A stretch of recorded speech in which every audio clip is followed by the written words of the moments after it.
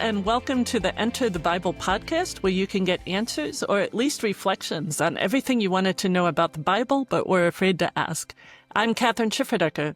And I'm Katie Langston, and here to kick off our 8th season of the podcast, amazing, we have, of course, a returning favorite, Professor Alan Padgett, a professor of systematic theology here at Luther Seminary, and the one that we call on when we get the weird questions. Exactly. Yep. I've noticed exactly. this all the time. I'm going to have you double my pay, I think. Double my pay. Whenever so you one can of these take comes your wife in, out to lunch. And that's right. There you go. Right. From That's zero right. to, that's right.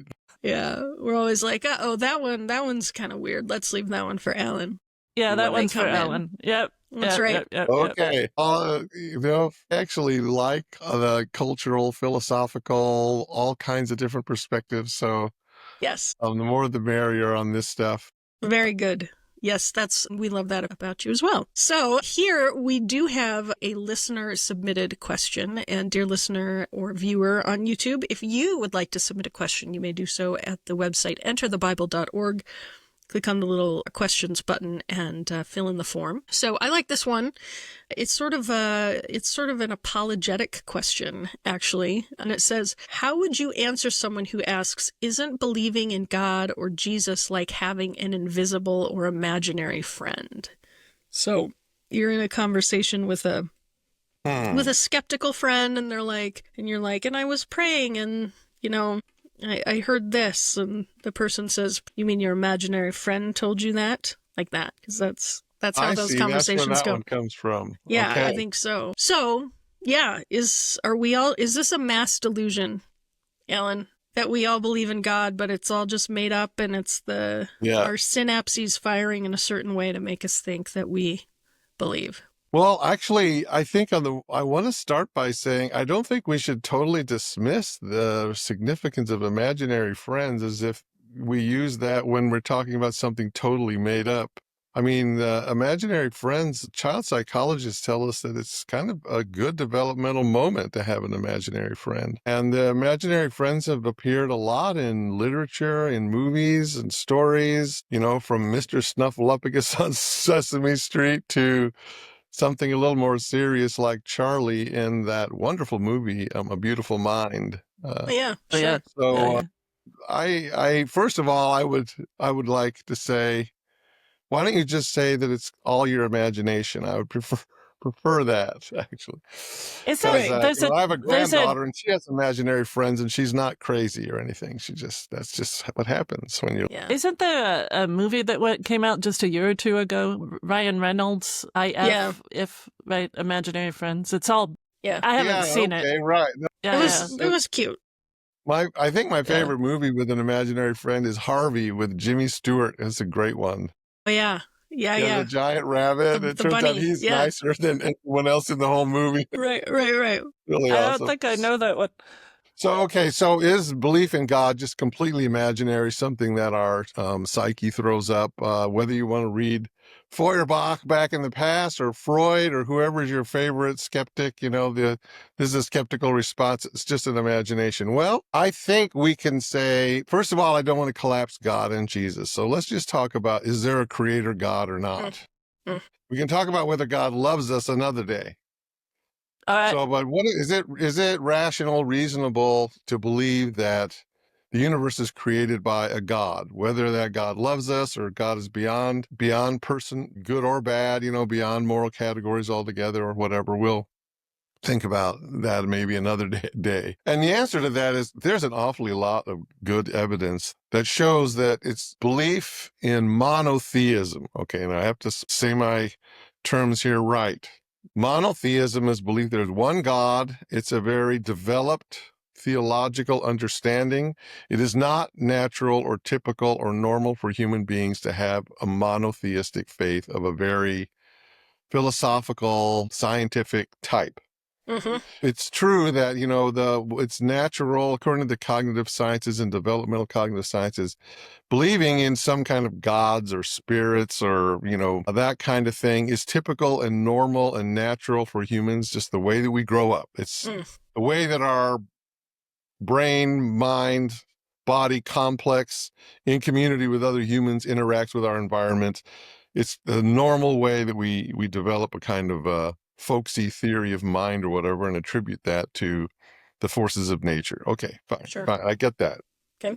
Monotheism is like the advanced version of religion, where it actually requires adults have to constantly be reminded of what they actually believe.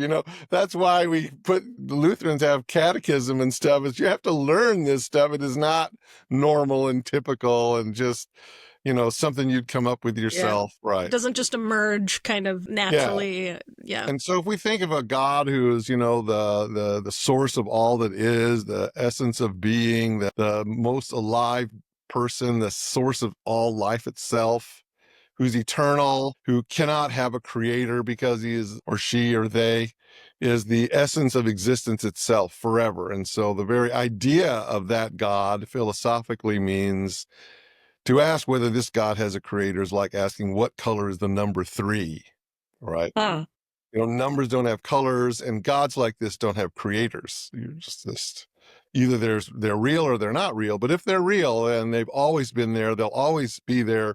They'll never die. They'll never be unmade by anything we do. And such a God is eternal and without any creator. Okay. And then this God creates everything. What that helps us to understand is it gives us philosophical reasons for a lot of scientific data that we see in the universe. There's all these evidences of fine-tuning, not only at the Big Bang, but continued on in the development of the cosmos. There's the ongoing reality of the laws of nature, with physics and astronomy just assume. They just figure, well, they're just there.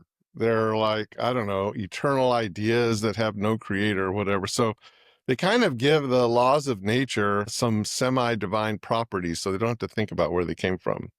It's actually much simpler and easier to think there's an eternal God, which is an idea we get from philosophy and theology, right? It's not an idea in physics. I'm not pretending like it is. But such a God developed carefully over centuries by brilliant minds, people way smarter than, me. Than us. Than or us, anybody I've had lunch with lately, Yeah. They've developed all these carefully developed concepts going all the way back really to Plato and Aristotle and Plotinus, but, people like Origen and Augustine and Thomas Aquinas. Their science is out of date, right? But their understanding of God was far more advanced than many of the people who advocate belief in science instead of God. Right. One of the worst theologians you're going to run into is a guy called Richard Dawkins, who writes all these books on science. And he's a wonderful biology teacher and scientist, but his theory of God is, I think if he'd passed catechism, he would have had a better theology than he actually does. So, I don't believe in Dawkins' God either, right? Nobody well, should. he's taking sort of fundamentalism and kind of strong-manning fundamentalism and saying all theists are this, where that's not true. But what I want him to say is, okay, so take a developed theory of God from someone who's at Oxford, maybe like Alistair McGrath, and have a dialogue with them. And so turns out Dawkins did that one time, and he didn't put it in his book or anyways because they didn't get anywhere. It was like McGrath has to develop the concept of theology even though they both have doctorates in biology, McGrath's theology is too advanced to fall prey to some of the problems that like popular Christianity books and things like that make. So say a bit more about Dawkins' God, like what is, for those who haven't read Dawkins. Oh, okay. So, McGrath has a great book called Dawkins' God that I'd recommend to you, but basically he goes back and he takes let's say Aquinas has these famous 5 ways, right, for belief in God, right? They're famous because they're influential, but they're medieval. They're based on out-of-date scientific perspectives. They don't use modern logic. They don't use the developments in probability theory that we've had lately. It's medieval. Now, it's very up-to-date on science when Aquinas was alive, okay? Right. Cutting edge He was for his taking time. ideas that were highly controversial and using them in the Aristotelian physics of his day. But now they're kind of easy to dismantle. And so what Dawkins does is he dismantles those. I see. Okay. So he doesn't take into account the concepts of God and the idea of God. And the other thing is when he goes after the Old Testament or the New Testament, he doesn't read the Bible a very sophisticated way. Yeah. It's very literalistic and simplistic. And so when he says, belief in God is just as silly as belief in the flying spaghetti monsters, he just clearly doesn't understand how complicated and beautiful the belief in a philosophically advanced monotheism actually is.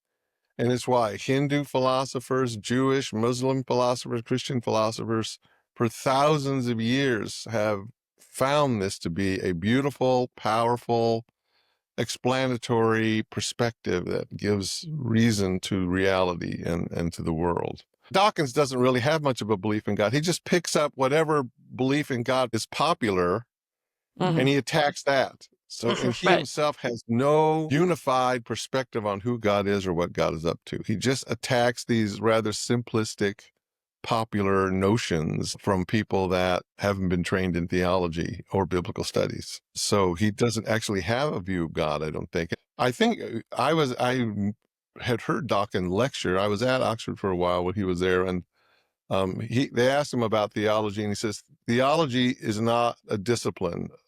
I don't read theology because there's no God, and so they have nothing to talk about.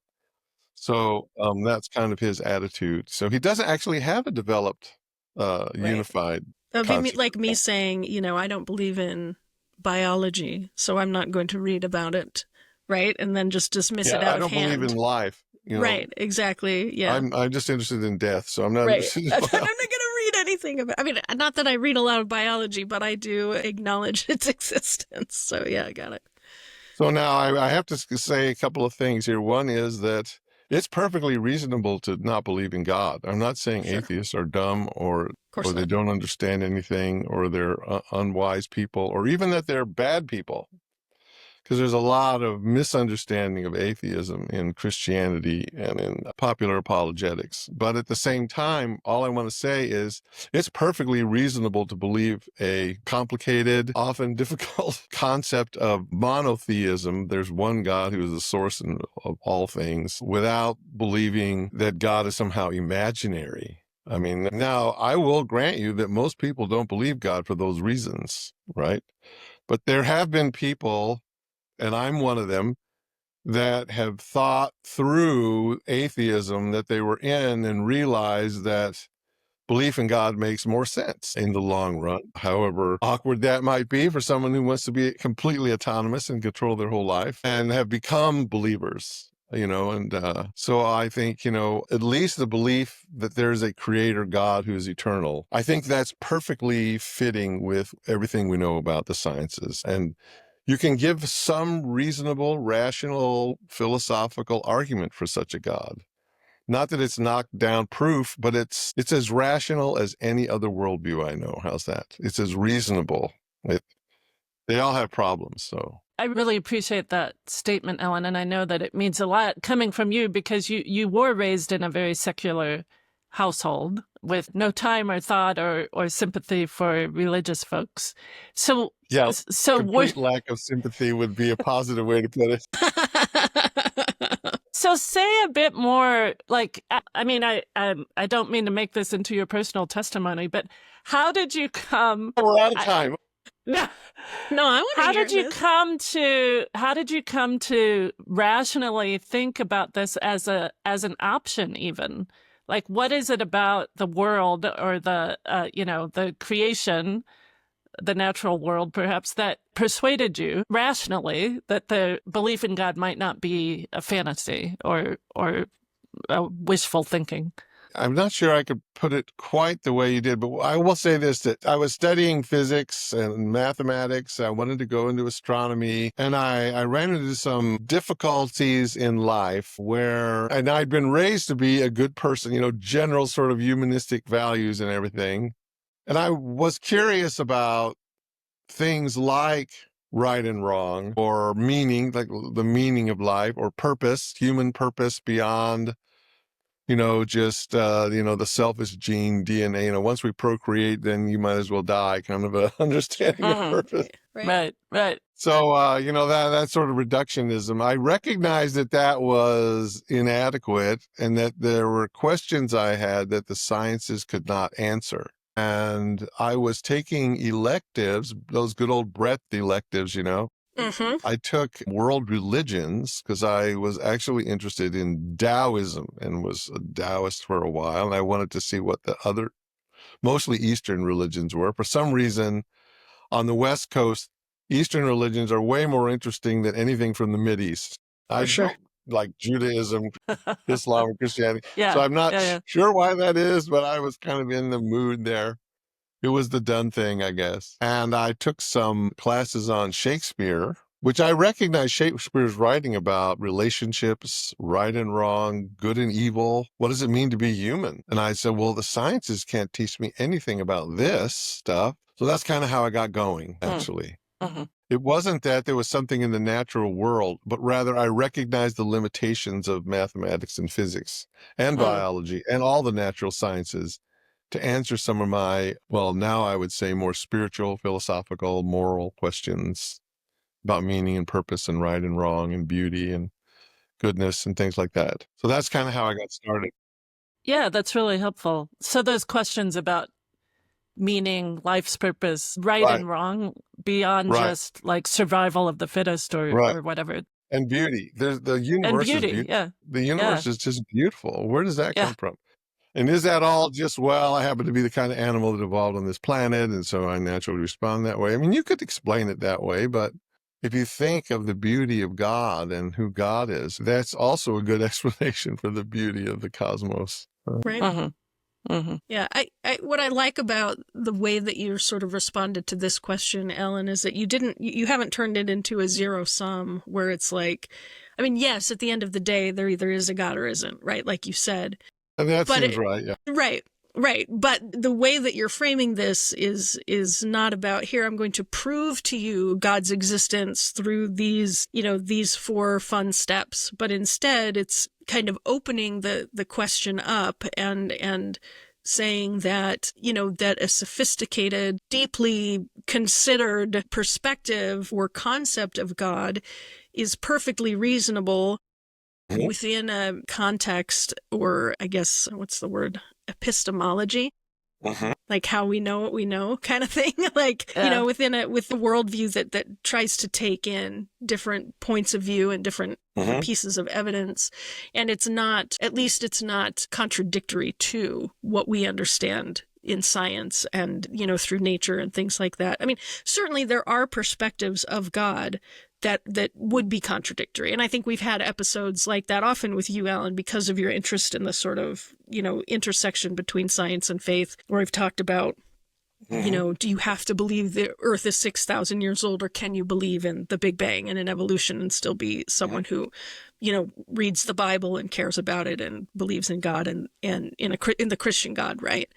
But what I like about this is that you're not trying to prove one way or the other, but you're saying belief in God is also a rational response or a rational conclusion to draw from the evidence that we have. And so in that sense, no, it's not like having an imaginary friend, although I am of the mind that you can't prove God's existence in an empirical way. I think the best you can say is, looking at this evidence, it's more reasonable than other alternatives that we are aware of. But then how you assess evidence and how you assess probability and what evidence you look for and what value you give it, these are all highly contentious and complicated problems. I just have to say here at the end, too, I want to give a shout out to my teacher and now my friend and my Dr. Fater at Oxford, Richard Swinburne, who's still with us and is arguably the greatest philosopher in the world on these exact topics. He has written and rehabilitated things like the arguments for the existence of God, grounded on all kinds of modern logic and philosophy and science in a way that's just amazing. So if you were interviewing him, he would say, well, you can argue that it's more likely than not, than other alternatives, more likely than other alternatives, that some kind of monotheism is true. But I would say, yeah, I think if you assess the evidence the way he does, you can come up to that conclusion. But that whole question of what the evidence is and how we treat the background knowledge in ranking probabilities is complicated and open to Well, to that's precisely biblical right. That's conclusions. begging the question in the literal sense. Like that is the question, right? The devil is in those details and how The devil's in the details. Yeah, I agree Yeah. with that one. I'm not so much about petitio principii or begging the question. I wonder That's another if problem in logic. I wonder if it's helpful to. I'm thinking about certain scriptural passages like Romans 1 or the whole book of Proverbs. Really, that Yes. since this has entered the Bible, I want to talk about the Bible a little bit Right, here. right. The Bible. Yay! What's that? Right. In that, I wonder. So we talk in theology about special revelation and general revelation. Do I have the right term there? Right. Then special revelation is scripture and things that are revealed that are not generally accessible to everyone, but have to be revealed. But the Bible, and particularly wisdom literature, like the book of Proverbs, does talk about kind of general revelation that.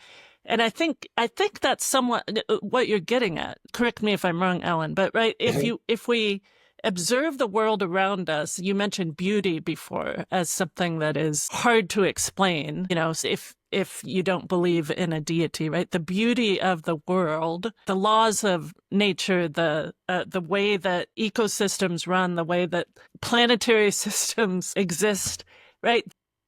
It is a reasonable thing to come to some idea of a creator behind this all when you see the way in which the world works and when you allow yourself to experience that kind of wonder at the beauty of the world.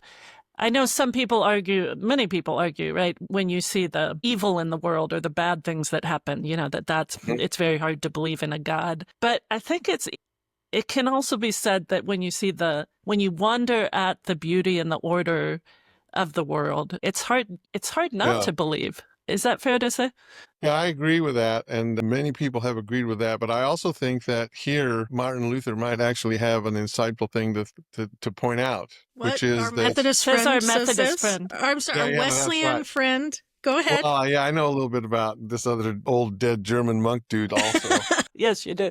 And what I'm trying to say here is if you look back at the history of Western thought, all the early scientists and for centuries were believers in some kind of God or other. They're Jewish or Muslim or Christian, and they believed God was a lawmaker, and that's why they looked for order and structure and mathematical principles in the first place. Galileo was a Catholic, and he called himself a Catholic astronomer. I mean, so first of all, if you like science, then just recognize that the believers in a monotheistic God were the people who developed science for you. I mean, over time. The other thing, That's though, true. That's true.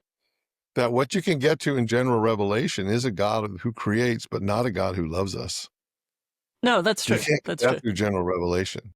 Luther is interested in this, was interested in this Bible too a little bit. And in his explanation of the book of Jonah, he's pondering, how did the people on the ship who threw Jonah overboard, right?